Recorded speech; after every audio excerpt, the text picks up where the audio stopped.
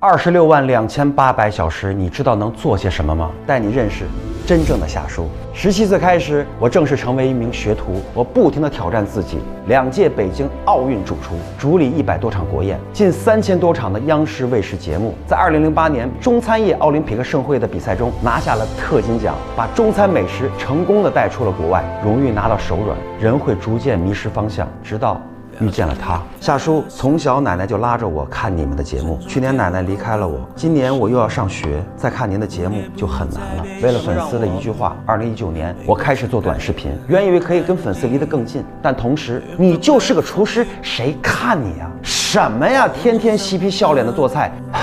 面对质疑和评论，我才意识到新潮的短视频对传统的厨师来说是没有终点的挑战。我开始调整方向，给看似熟悉的平民美食带去更多的新鲜感。至于我的不正经，也是希望大家能够脱身总被说教的生活，用美食得到快乐。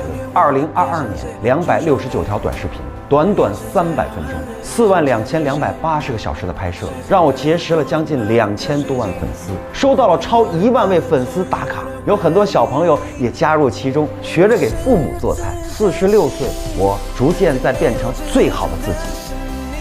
这个问题啊，证书上面都写着呢，中餐烹饪高级技师，行业称号中国烹饪大师。厨房里我是总厨，电视节目里称夏天大厨。但对支持我的你们，我永远是给你们带来欢乐和美味的夏叔。